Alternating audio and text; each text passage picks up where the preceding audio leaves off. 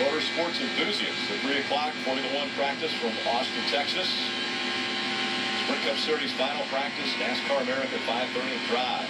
BMW at 6:30 on NBCSN. Back to it we've got some group practice taking place here. Joe Gibbs Racing decided to go out and work together. Those are the 4 Joe Gibbs Racing cars, and then you add in Furniture Row Racing with Martin Truex Jr. in the back there in the 78. And currently, you see 31st, 32nd, 36th, and 39th. That's 1 lap speed. But we haven't seen them run in a pack until right now. This is the first pack racing we have seen out of JGR and Furniture Row Racing. One moves out of line. Carl Edwards will drop to the back, and Martin Truex Jr. moves up. Well, that's concern for the 19 of Carl Edwards because we heard he had a vibration earlier, Mike. Yeah, and haven't heard anything since about the vibration. Obviously, we're monitoring that situation very closely, but I want to talk a little bit about the Joe Gibbs Racing draft. This was the plan coming in. Bear in mind, for all of these Joe Gibbs Racing cars, plus the 78 of Martin Truex Jr., all brand new race cars. So they're trying to get a better understanding of how those cars are, get more familiar with the chassis, and try to figure out exactly what they have before Sunday.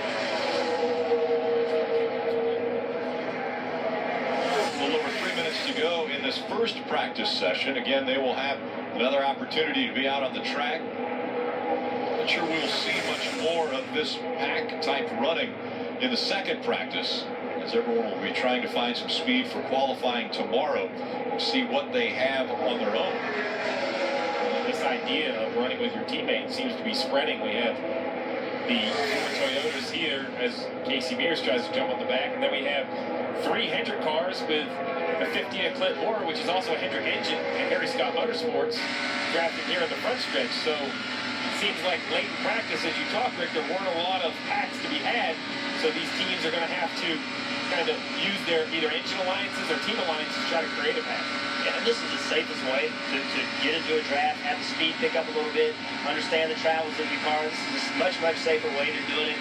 With 20 cars, all these guys have a plan. They all know what they're doing. They've talked about it prior to getting here, most likely. So this is getting information without putting your car in as big a jeopardy. But, you know, I'll be honest, I never like this.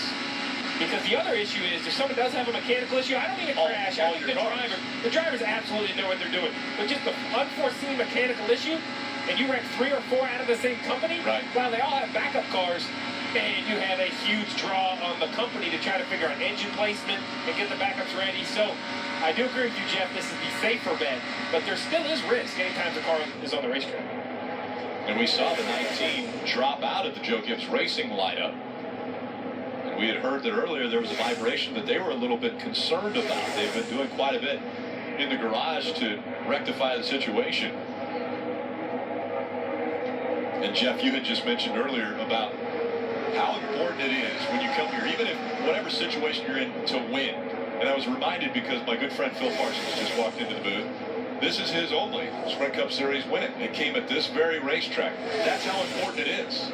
I mean, when you can go out and you can get a win as big as winning at that level, no matter what racetrack you're at, you're going to want to go out and do it. Winning is everything. It's why you do this. And I think we put so much emphasis on the chase that we tend to forget about what winning singular event means. And it's huge. It's big as it gets. Mike? And winning, guys, of course, is perhaps the only thing that will guarantee you move on to the next round. And certainly something a lot of guys are striving for here this weekend, including Carl Edwards. We have been talking a little bit about the vibration. As I mentioned earlier, they wanted to see how the car felt out there in a pack before deciding whether or not to change the rear gear. They have elected to do so. So the team is working right now on changing that rear gear as Carl stands outside the race car, hoping to get back out there before, well, he's not going to get out there before this practice ends, but in the next practice, hoping the car feels a little bit better.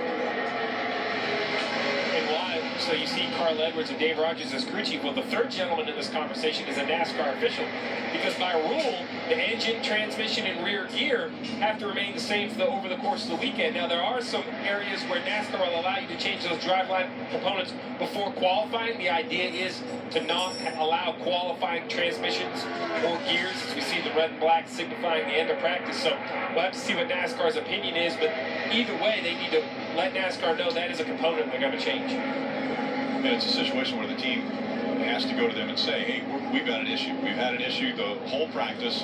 There's a vibration. We haven't been able to find it.